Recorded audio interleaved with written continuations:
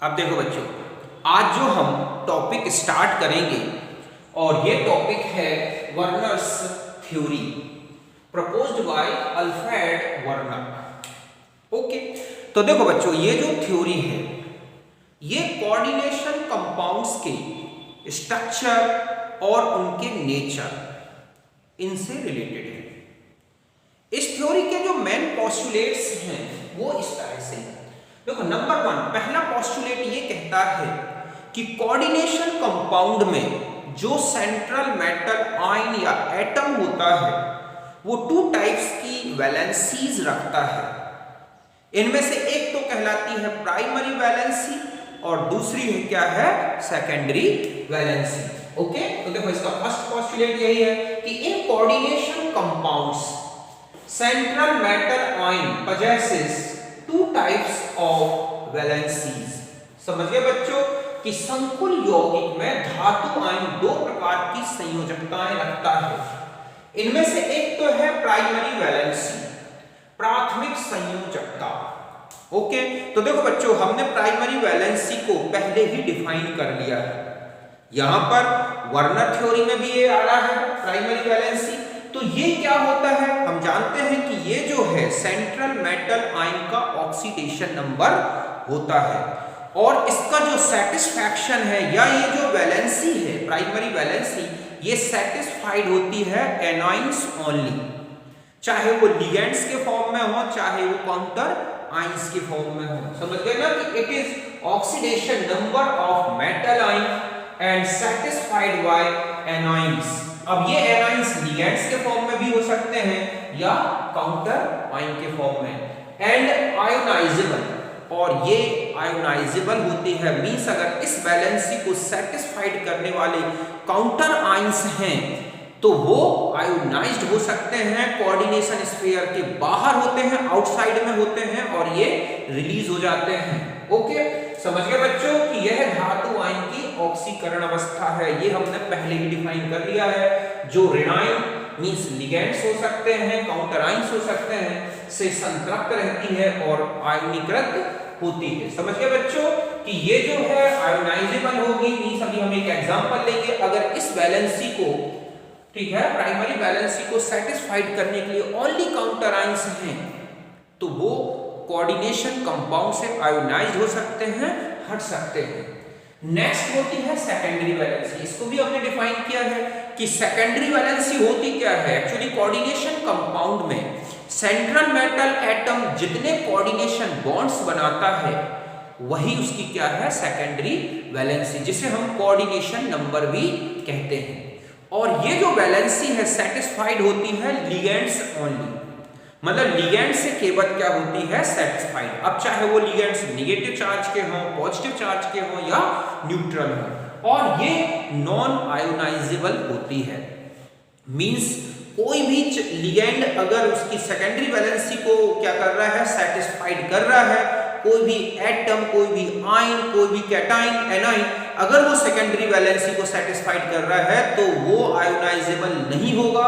Means उसमें जो central metal ion है उससे अलग नहीं होगा, रिलीज नहीं होगा। रीजन ये है कि ये कोऑर्डिनेशन स्फीयर के अंदर होता है और लिगेंड जो है मेटल आयन से टाइटली बॉन्डेड होता है, जिसके कारण कोऑर्डिनेशन स्फीयर अपने आप में एक सिंगल यूनिट की तरह वर्क करता है। तो यही लिखा है कि it is coordination number of metal ion and satisfied by ligands only. किनसे सेटिस्फाइड होता है, लिगेंड्स। और लिगेंड्स आप जानते हैं कि नेगेटिव चार्ज वाले भी हो सकते हैं, पॉजिटिव भी हो सकते हैं और न्यूट्रल होते हैं, एंड नॉन आयोनाइजेबल। और ये जो सेकेंडरी वैलेंसी को सेटिस्फाइड करने के लिए चाहे मॉलिक्यूल लगा हो, कैटाइन हो या एनाइन, ये मेटल आयन से नहीं हटता। समझ गए ना। तो यह धातु आयन की उप संयोजी संख्या है तथा आयनीकृत नहीं होती। और क्या बताया मैंने, और लिगेंड से संतृप्त होती है। समझ गए बच्चों कि ये लिगेंड से क्या रहती है, संतृप्त रहती है। हो गए, तो 2 पोस्टुलेट्स हो गए। थर्ड पोस्टुलेट्स में देखो आप, थर्ड ये कहता है कि प्राइमरी वैलेंसी जो होती है वो नॉन डायरेक्शनल होती है। मतलब ये नॉन डायरेक्शनल इसलिए क्योंकि आयोनिक नेचर की होती है और आयोनिक नेचर, जो आयनिक बॉन्ड बनता है वो नॉन डायरेक्शनल होता है, उसका कोई डायरेक्शन नहीं है कि अट्रैक्शन के लिए अकेला एक्स या वाई या जेड किसी पर्टिकुलर एक्सिस की जरूरत हो, ये नॉन डायरेक्शनल होती है। बट जो सेकेंडरी वैलेंसी है ये कैसी होती है बच्चों, डायरेक्शनल होती है, दैशिक होती है, क्योंकि ये बॉन्ड है, कोवेलेंट या कोऑर्डिनेशन बॉन्ड है, जिसके कारण ये डायरेक्शनल होती है। समझ गए बच्चों कि प्राथमिक संयोजकता अदैशिक होती है जबकि द्वितीयक संयोजकता दैशिक होती है। नेक्स्ट है कि geometry of complex decided by secondary valency of, किसी भी कॉम्प्लेक्स का जो स्ट्रक्चर होगा वो इससे डिसाइड होगा कि उसकी सेकेंडरी वैलेंसी कितनी है। 2 है तो लीनियर, 3 है तो ट्राइगोनल, 4 है तो टेट्राहेड्रल या स्क्वायर प्लेनर, 5 है तो ट्राइगोनल पैरामिडल बाइपैरामिडल, 6 है तो ऑक्टाहेड्रल। इस तरह से कंपाउंड की ज्योमेट्री होती है। और जबकि प्राइमरी वैलेंसी कितनी भी हो ये डिसाइड नहीं करेगी कि उसका स्ट्रक्चर क्या होगा। समझ गए बच्चों कि संकुल की ज्यामिति द्वितीयक संयोजकता से निर्धारित होती है। नेक्स्ट है कि in complex metal tend to satisfied both the valencies, complex में जो मेटल आयन होता है वो अपनी दोनों वैलेंसीज को सैचुरेट रखता है। समझ गए ना, तो पहले इतना नोट करें।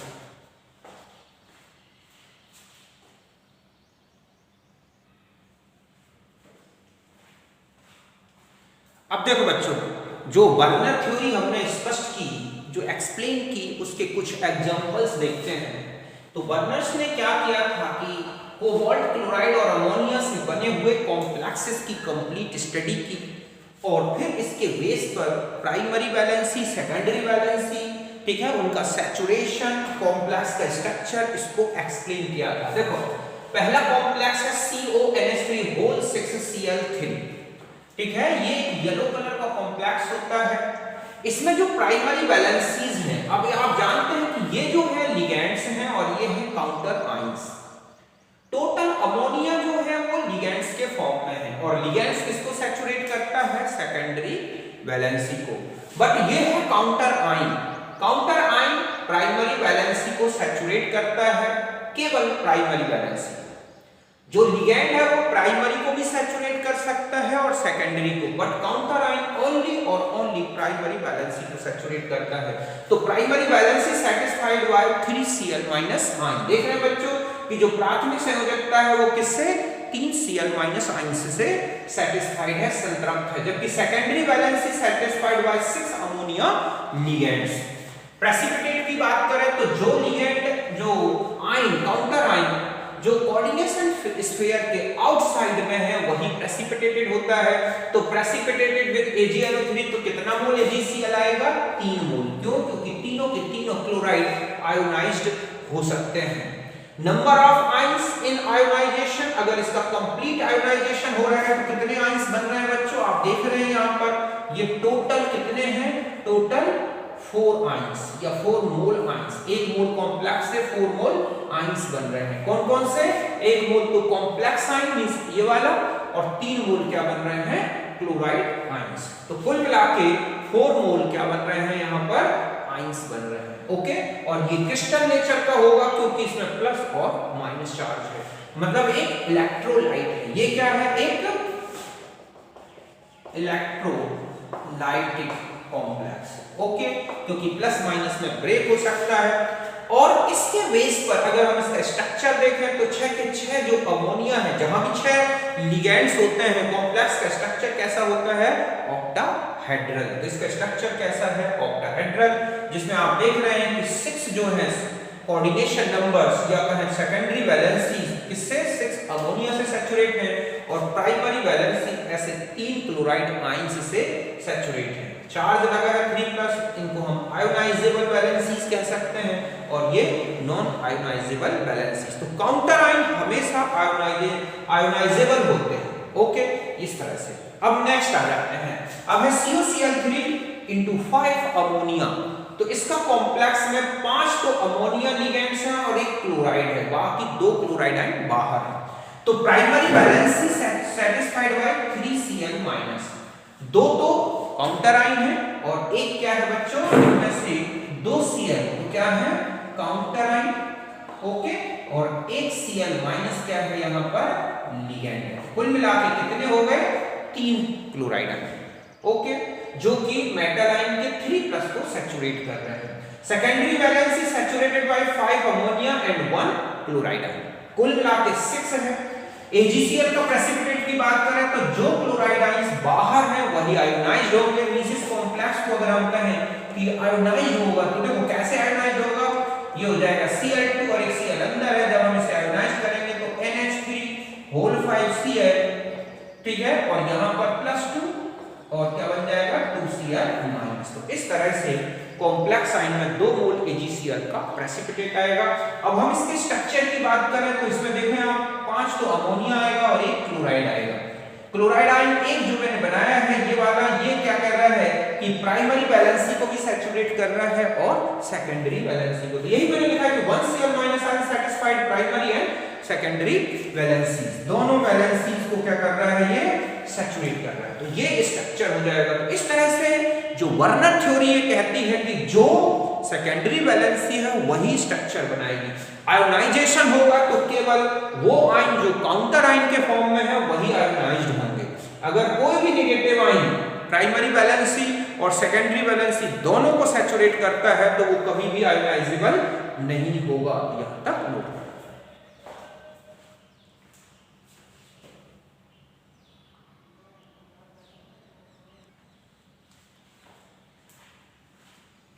अब देखो बच्चों, नेक्स्ट जो कॉम्प्लेक्स है वो है CONH3 होल 4 Cl, एक Cl। अगर आप इसमें देखें तो प्राइमरी वैलेंसी तो 3 क्लोराइड आयंस से ही सैचुरेट हो रही है और सेकेंडरी वैलेंसी में देखोगे कि इसमें तो 4 अमोनिया है और 2 क्लोराइड आयंस हैं। अब इसका आयोनाइजेशन हो जाए तो 2 आयंस बनेंगे। कौन कौन से देखो आप इसको आयोनाइज करेंगे, CONH3 होल 4 Cl2 और प्लस क्या Cl-। तो 2 आयंस बनेंगे। और AgCl का प्रेसिपिटेट की बात करें तो 1 मोल ही निकलेगा क्योंकि एक ही काउंटर आयन क्लोराइड आयन और इसका स्ट्रक्चर या तो सिस फॉर्म में हो सकता है या ट्रांस फॉर्म में। सिस में 90 डिग्री में दोनों Cl रख दें, ट्रांस में इस तरह से। तो हम ज्योमेट्री हम पढ़ेंगे, जब इनकी ज्योमेट्रिकल आइसोमेरिज्म देखेंगे तब वहां पर इसको और भी अच्छे से एक्सप्लेन कर देंगे इनके स्ट्रक्चर्स के बारे में। अब आ जाते हैं इस तरह का कॉम्प्लेक्स कि 3 अमोनिया 3 क्लोराइड अंदर हो गए। अब ये नॉन इलेक्ट्रोलाइट होगा, इसका आयोनाइजेशन नहीं हो सकता क्योंकि कोई भी काउंटर आयन नहीं है। तो primary valency satisfied 3Cl- ion, secondary valency 3 ammonia 3 chloride से सैटिस्फाइड हो रही है। प्रेसिपिटेट की बात करें तो लो प्रेसिपिटेशन विद AgNO3 और आयोनाइजेशन तो लो आयोनाइजेशन। इस तरह से इसके 2 स्ट्रक्चर्स हो सकते हैं। तीनों क्लोराइड को हम एक ही उसमें रख दें मॉलिक्यूलर प्लेन में, ओके, इस तरह से। तो ये कहलाता है मेरिडोनियन स्ट्रक्चर। ऑक्टाहेड्रल ज्योमेट्रिकल नेम है इसका मेरिडोनियन, विषुवतीय। एक ही उसमें आ रहा है, आप देख रहे हैं किस तरह से। और एक ये होता है, ओके, कि इसमें 3 क्लोराइड को हम इस तरह से रख सकते हैं। तो ये फेसियल होता है क्योंकि ये एक ही फेस में आता है। तो इस तरह से ये है वर्नर थ्योरी के बेस पर कोबाल्ट क्लोराइड और अमोनिया से बने हुए कॉम्प्लेक्सेस के स्ट्रक्चर। अब मैं कुछ न्यूमेरिकल प्रॉब्लम्स भी बता देता हूं जो इनसे रिलेटेड पूछी जाती है वर्नर थ्योरी से। तो पहले आप इसे नोट करें।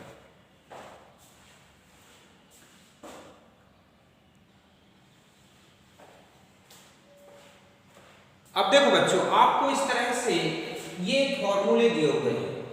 इन फॉर्मूला के बेस पर आपको ये बताना है कि इनकी कितनी प्राइमरी और कितनी सेकेंडरी वैलेंसीज हो सकती है। तो देखो, अगर हम पहला क्वेश्चन लें, पहला पॉइंट, ठीक है, पहला लें तो आप देख सकते हैं इसका एक कॉम्प्लेक्स ऐसा बना सकते हैं PdNH3 होल 4 Cl2। ओके, अगर हम इस फॉर्म में दे रहे हैं तो इसमें प्राइमरी वैलेंसी तो कितनी दिख रही है, सीधा सीधा है 2 है। सेकेंडरी वैलेंसी देखो 4 ये हो गए, 2 ये हो गए, कितनी हो गई 6। यहां पर क्लोराइड प्राइमरी वैलेंसी भी सैचुरेट कर रहा है और सेकेंडरी वैलेंसी। अब इसका आयोनाइजेशन की बात करें आयंस तो 0। और इसी का अगर हम ये स्ट्रक्चर लें तो इस स्ट्रक्चर में हम केवल अमोनिया को लिगेंड्स के फॉर्म में रखें, क्लोराइड को काउंटर आयंस में, तो इसके आयोनाइजेशन से तो बनेंगे 3 आयंस। प्राइमरी वैलेंसी वही रहेगी 2 जैसे इसमें है और सेकेंडरी कितनी होगी 4। तो ये क्वेश्चन इस तरह से भी होता है कि मान लो ये कॉम्प्लेक्स दे दिया गया और इसने कह दिया इसके 4 आयंस बन रहे हैं, 3 आयंस बन रहे हैं, तो क्या स्ट्रक्चर होगा, और 0 आयंस बन रहे हैं तो क्या स्ट्रक्चर होगा, क्या प्राइमरी क्या सेकेंडरी, तो वो आपको क्वेश्चन पे डिपेंड करेगा। इसमें चले जाओ आप, तो इसमें आप देख रहे हैं 6H2O है, ये टोटली लिगेंड्स हैं, तो 6H2O लिगेंड्स और 2 क्लोराइड बाहर कर दें, तो प्राइमरी वैलेंसी निकल के सीधा दिख रही है 2+ है, और सेकेंडरी वैलेंसी कितनी होगी बच्चों, यहां पर 6 होगी, कितनी होगी, 6 हो जाएगी, क्योंकि निकल के साथ कितने लिगेंड्स जुड़े हैं, 6H2O, और टोटल आयंस की बात करें तो कितने आयंस बनेंगे, 3, क्योंकि एक कॉम्प्लेक्स आयन और 2 क्लोराइड आयन। इसमें आ जाओ आप, तो देखो PtCl4 + 2HCl तो बनता है H2PtCl6, प्राइमरी वैलेंसी Pt की जो है वो है 4, वो यहां पे भी दिख रही है, और कुल मिला के सेकेंडरी वैलेंसी कितनी हो गई, 6। अगर आयंस की बात करें तो 2 H+ आयन और एक कॉम्प्लेक्स आयन, तो आयंस कितने होंगे, 3। अब इसमें आ जाए CuCl3 4NH3, तो हम जानते हैं कोबाल्ट का कोऑर्डिनेशन नंबर 6 होता है, तो 4 अमोनिया और 2 क्लोराइड जोड़ दो, बाकी एक क्लोराइड बन जाएगा। तो यहां पर जो 3 क्लोराइड है वो प्राइमरी वैलेंसी सैचुरेट कर रहे हैं, और 2 क्लोराइड आप देख रहे हैं प्राइमरी को और सेकेंडरी दोनों को सैचुरेट कर रहे हैं। प्राइमरी वैलेंसी तो हो गई 3 और सेकेंडरी कितनी है, 6। PtCl2 2NH3, तो चारों के चारों लिगेंड्स होंगे, प्राइमरी है 2 PtCl2 में और सेकेंडरी है 4। आयंस आप देखें तो 0 आयंस बनेंगे, ये नॉन इलेक्ट्रोलाइट होगा, ये नॉन इलेक्ट्रोलाइट होगा, बाकी इलेक्ट्रोलाइटिक होंगे। नेक्स्ट आता है determine the conductivity of complexes if coordination number of platinum is 6। अब ये कॉम्प्लेक्स के फॉर्मूले दिए हुए हैं, मॉलिक्यूलर फॉर्म में दे रखा है, और ये कह रहा है प्लेटिनम का कोऑर्डिनेशन नंबर आपको 6 रखना है और फिर डिसाइड करना है कि क्या किसकी कंडक्टिविटी। तो देखो अगर आप 6 रखेंगे तो इसका जो कॉम्प्लेक्स बनेगा वो होगा K2PtCl6, आयोनाइजेशन होगा तो 2 तो K+ बन जाएंगे बच्चों, और एक कॉम्प्लेक्स आयन, तो कुल मिला के आयंस कितने हो गए, 3। तो मैंने लिखा है आयंस कितने हैं, 3। इसमें भी आप चले जाए तो आपको कोऑर्डिनेशन नंबर 6 ही रखना है, तो 4 क्लोराइड अंदर और 2 अमोनिया अंदर, ये बनेगा एक ऐसा कॉम्प्लेक्स जो कि नॉन इलेक्ट्रोलाइट होगा, नॉन आयोनाइजेबल होगा, तो नंबर ऑफ आयंस कितने होंगे इसमें, 0 होंगे। इसमें आप चले जाए तो तीनों के तीनों क्लोराइड और 3 अमोनिया को हमें कोऑर्डिनेट करना है, क्योंकि कोऑर्डिनेशन नंबर 6 रखना है। ओके, तो आप देख रहे हैं 3 अमोनिया 3 क्लोराइड अंदर आ गए, एक क्लोरीन बाहर आ गया, कुल मिला के जो आयंस बनेंगे ये कितने दिख रहे हैं आपको, 2 आयंस बनेंगे। और इसमें चले जाएं तो हमें 5 तो अमोनिया और एक क्लोराइड और 3 क्लोराइड बाहर कर दो, तो कुल मिला के ये आयोनाइजेशन होगा और आयंस कितने बन जाएंगे, 4।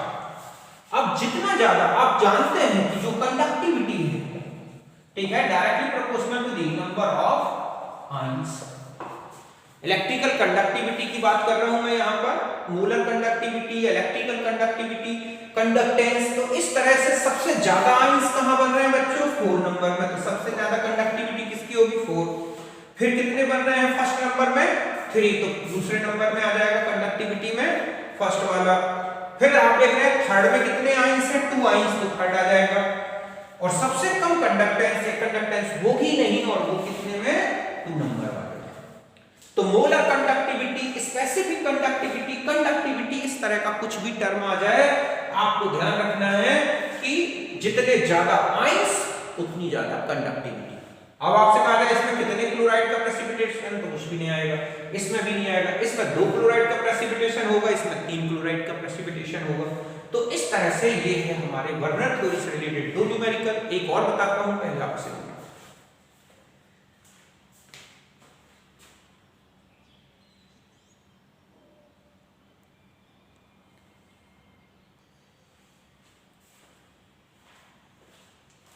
अब देखो बच्चों, ये 2 क्वेश्चंस और हैं, इनको हम सॉल्व करते हैं। इस तरह के बहुत सारे क्वेश्चंस आपको इसमें मिलेंगे।